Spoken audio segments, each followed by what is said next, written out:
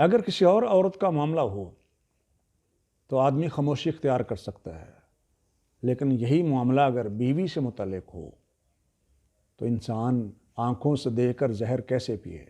لہٰذا وہ لوگ جو اپنی بیویوں پر تہمت لگاتے ہیں، والذین یرمون ازواجہم ولم یکن لہم شہداء الا انفسہم فشہادۃ احدہم اربع شہادات باللہ انہ لمن الصادقین۔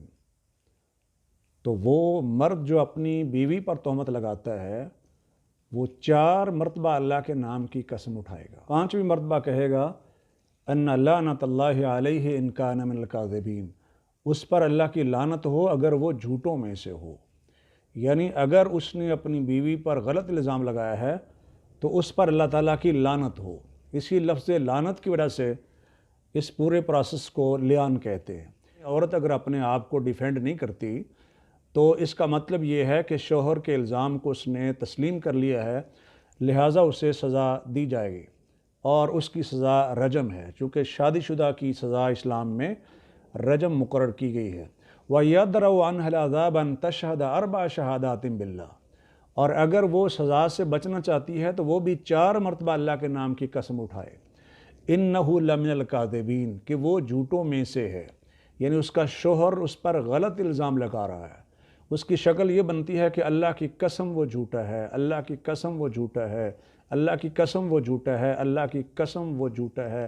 وَالْخَامِسَةَ أَنَّ غَضَبَ اللَّهِ عَلَيْهَا إِن كَانَ مِنَ الصَّادِقِينَ، اور 5ویں مرتبہ کہے گی کہ اس پر اللہ کا غضب ہو، یعنی اس عورت پر اللہ کا غضب ہو اگر وہ سچوں میں سے ہو، یعنی اس کا شوہر سچ بول رہا ہو تو وہ عورت اللہ کے غضب کی حقدار ہے۔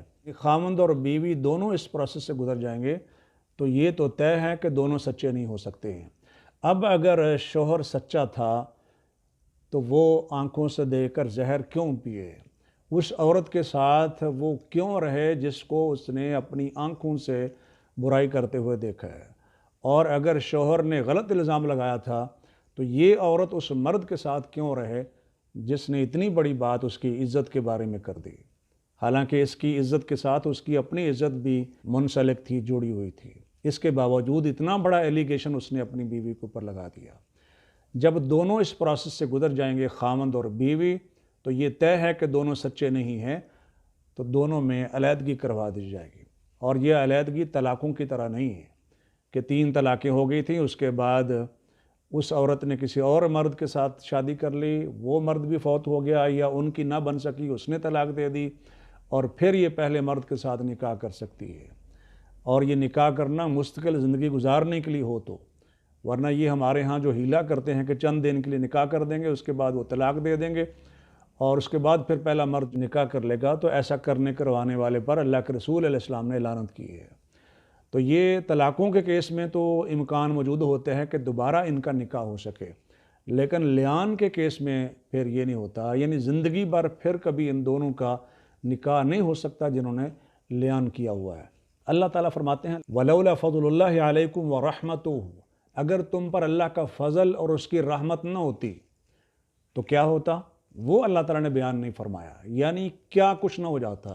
مرد اگر بات کرتا اور اس کے پاس گواہ نہ ہوتے تو کوڑے کھاتا، اور اگر وہ بات نہ کرتا تو اپنی غیرت کا جنازہ نکالتا اور اسے خاموش رہنا پڑتا۔ تو اس لیے فرمایا وَأَنَّ اللَّهَ تَوَّابٌ حَكِيمٌ، یقیناً اللہ تعالیٰ بہت توبہ قبول کرنے والا، حکمت والا ہے۔ یعنی اللہ کی یہ مہربانی ہے، رحمت ہے اپنے بندوں کے اوپر کہ اس نے خاوند اور بیوی کے کیس میں یہ آسان حل پیش کر دیا ہے۔ اس پورے پروسیس کو لیان کہتے ہیں۔